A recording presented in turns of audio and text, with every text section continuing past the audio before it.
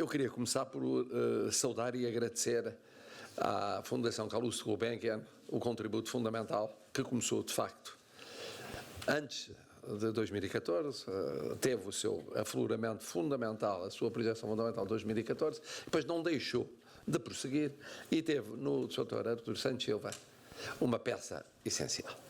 O Dr. Artur Santos Silva não só acalentou esse projeto, nunca o deixou cair, preocupado que estava com a economia e com a sociedade portuguesa, e depois, já no meu mandato presidencial, foi cúmplice, um bom cúmplice, nesta nova fase do mesmo projeto.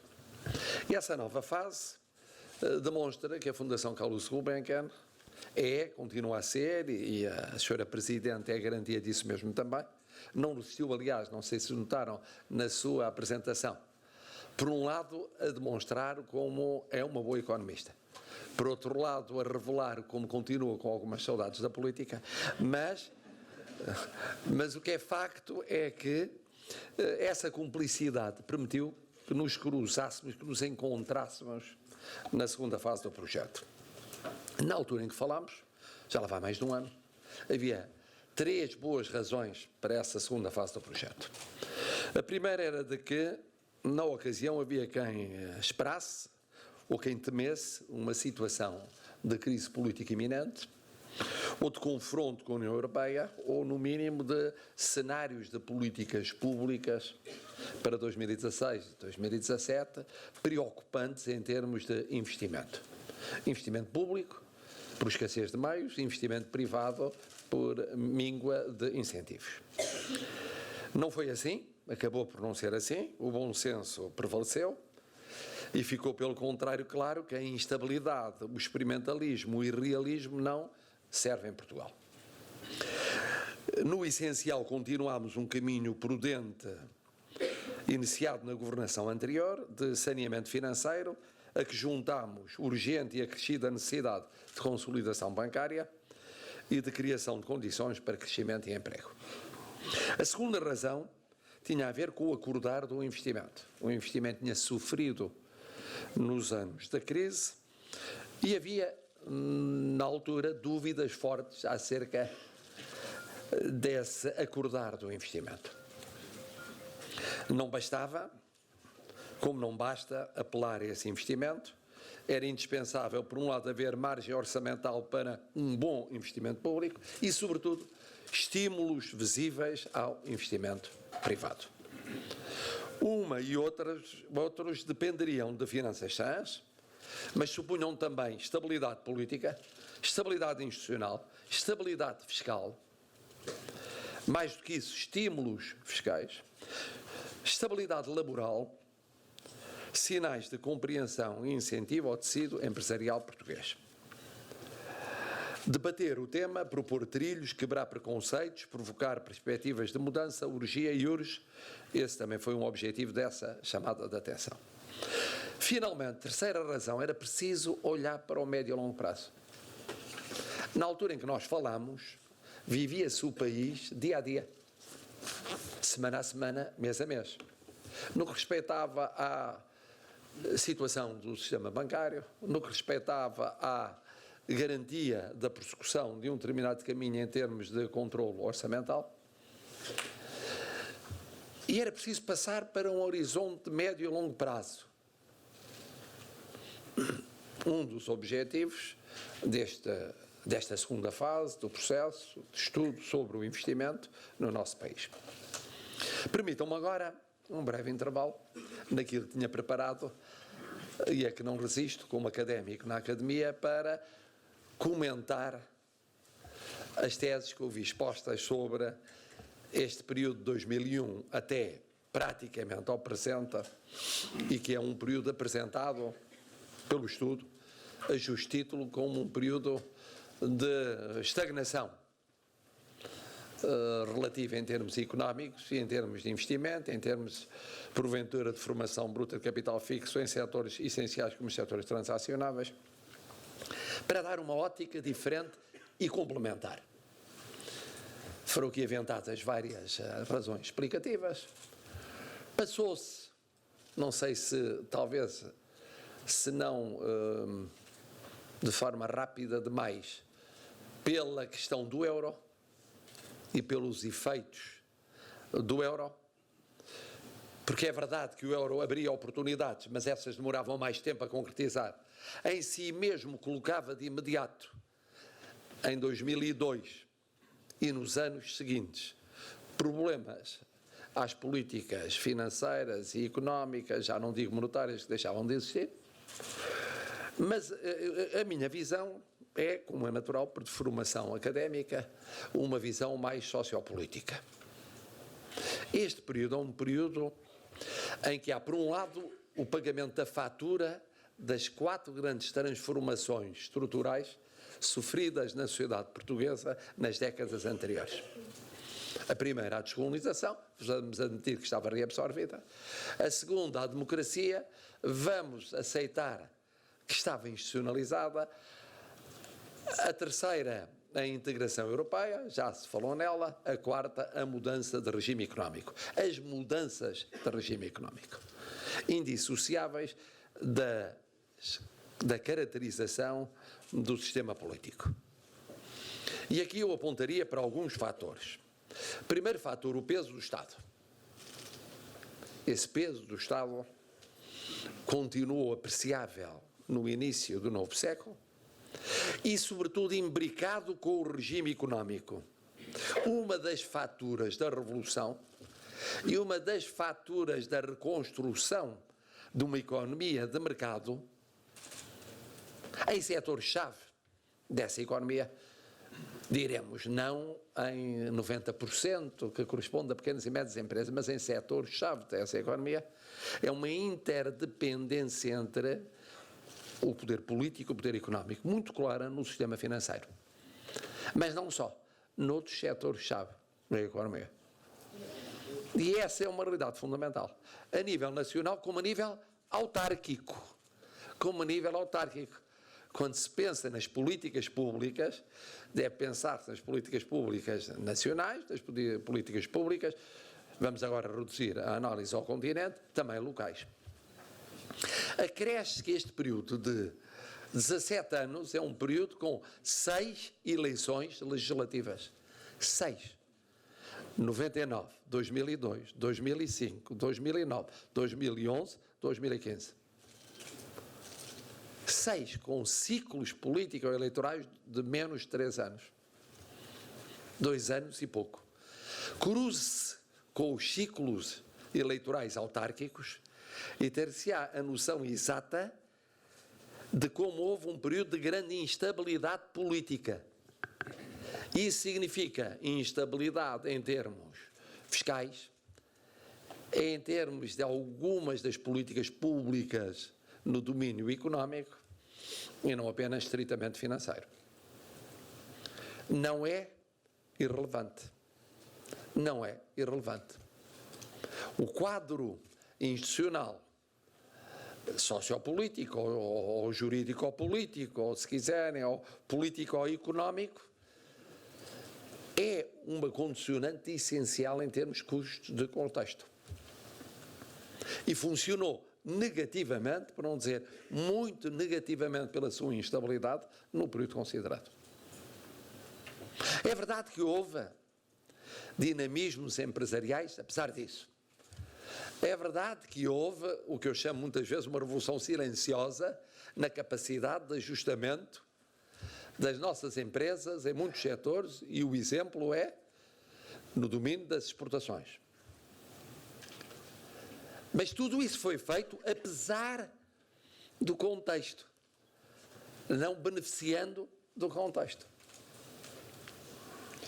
Bom, se chamo a atenção para este facto, e agora retomo o que tencionava dizer brevemente, é porque ele é importante para nós olharmos para o futuro a médio e longo prazo. Porquê? A Europa e o mundo, neste momento, proporcionam-nos um clima positivo. Mas o tempo das longas fases de crescimento já foi. De fases de 6, 7, 8, 9, 10 anos de crescimento contínuo. Até porque Também a nível internacional é cada vez mais importante a relevância dos custos do contexto político ou institucional. E ninguém pode garantir essa estabilidade, nem no quadro europeu, nem no quadro mundial. Existe neste momento. Pode ser alterado por políticas proteccionistas, por instabilidade geopolítica a nível mundial, pode ser alterado por problemas na definição, atrasos na definição da realidade europeia. Porque tem um horizonte muito curto para essa definição, não chega a um ano, entre o fim da formação dos governos pendentes e o começo da corrida para as eleições parlamentares europeias. Vamos admitir que este é um clima favorável, pois precisamente deve ser aproveitado para a definição de uma estratégia de médio e longo prazo. É, como diziam os tecnocratas, eu aprecio imenso essa expressão, uma janela de oportunidade. Ora, nós conseguimos, contra muitas expectativas, as mais variadas, vencer o combate da estabilidade política nestes últimos 2 anos, institucional. Vencer o combate do equilíbrio das finanças públicas e da recuperação, ao menos inicial, no sistema bancário.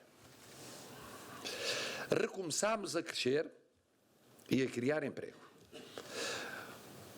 Os juros da dívida pública continuam a descer. E hoje foi um bom exemplo disso mesmo. O desendividamento finalmente chegou, tal como o controle orçamental, à interiorização na sociedade portuguesa. Estamos longe do tempo em que ouvíamos alemães falar de como era bom controlar o déficit e como em Portugal isso parecia uma impossibilidade de fazer esse tipo de debate nos setores, mesmo os mais academicamente esclarecidos. É verdade que, ao mesmo tempo, a credibilidade internacional se alterou drasticamente em termos positivos e que a confiança interna largamente regressou e a atração externa, em alguns setores, passou a ser até moda. Convém que essa moda se estruturalize. Simplesmente importa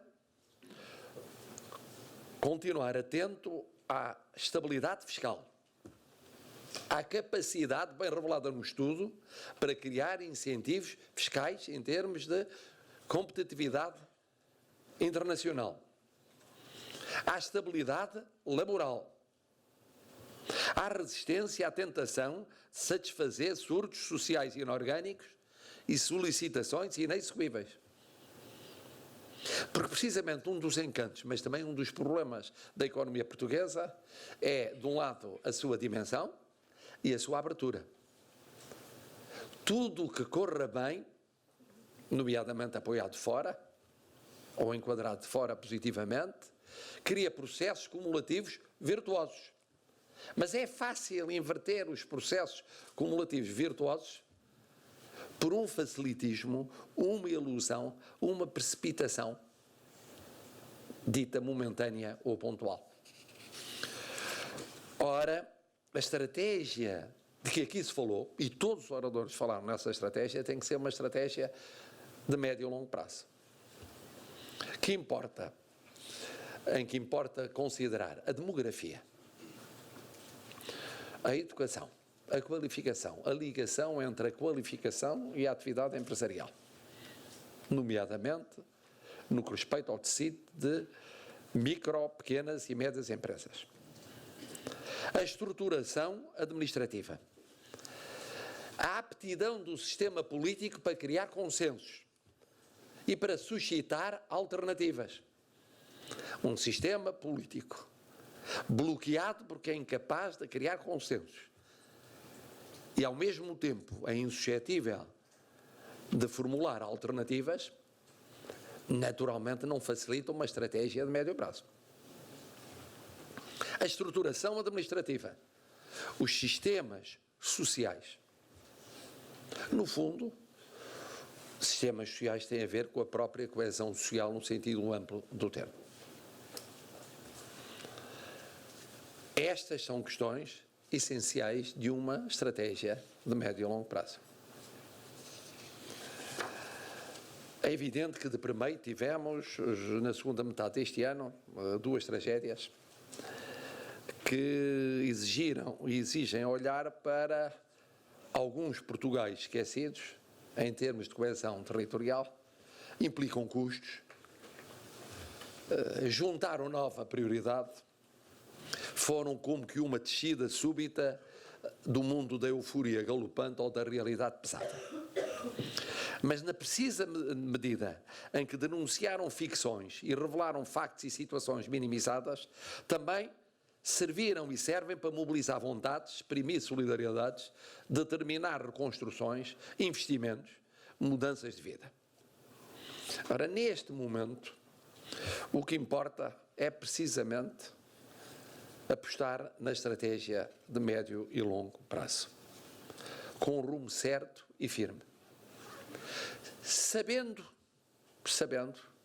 que em alguns pontos sensíveis há diversidades de pensamento e que essas diversidades não coincidem necessariamente com nenhum dos dois hemisférios políticos existentes neste momento no nosso país, o que torna mais complexo o equacionar essa estratégia de médio e longo prazo. Porque ela tem de ir para além de uma legislatura e não pode estar dependente das soluções governativas conjunturais. E por isso, quando eu percebo que estes estudos olhem para a realidade essencialmente económica ou financeira, abstraindo do contexto do sistema político-institucional, se diz que é óbvio que o caminho é um determinado, é óbvio para a pré-compreensão dos autores do estudo e, porventura, para um dos hemisférios, ou uma parte dele, da nossa realidade política, e para uma parte do outro hemisfério. Não quer dizer que seja óbvio para os consensos que devem corresponder à situação vivida numa determinada conjuntura política. Dito isto, termino por uma referência a esta universidade, no que vai implícito o cumprimento também à Universidade de Coimbra, pelo estudo realizado. É bom estar neste meio académico, é bom para um académico que está ainda por cima há menos de um ano da sua jubilação. Tudo o que seja vir até o meio académico é, por um lado, matar saudades e, por outro lado, o acreditar que os amanhãs ainda podem cantar, o que é facto em termos académicos, mas o que é facto é que esta universidade demonstrou neste estudo, como aliás a sua par de Coimbra, realmente a juventude, a inovação, a criatividade, a capacidade de olhar para o futuro, que são essenciais à consolidação da Revolução Silenciosa. Porque a Revolução Silenciosa passa pelo tecido empresarial, mas passa pela excelência académica, pela pesquisa, pela investigação e pelo desenvolvimento. E Portugal é também tudo isto. E por isso aqui vir e aqui estar é agradecer e estimular este Portugal novo. Este Portugal que já está a mudar, que muda todos os dias. E ao terminar um ano tão auspiciosamente iniciado e tão dolorosamente sofrido nos derradeiros meses, a palavra de ordem tem de ser esperança, tem de ser confiança e tem de ser futuro. Tem de ser mais do que coragem de resistir. Tem de ser coragem de mudar para que não mais esse futuro venha a ser nem como o passado da queda e da vivência dolorosa da crise, nem o passado mais recente das tragédias acabadas de viver. Tenho a certeza, convosco, com a vossa iniciativa, com o vosso talento, com a vossa imaginação, com a vossa criatividade, que assim será. Será um futuro de mudança, sempre a pensar naquilo que nos une, que se chama simplesmente Portugal.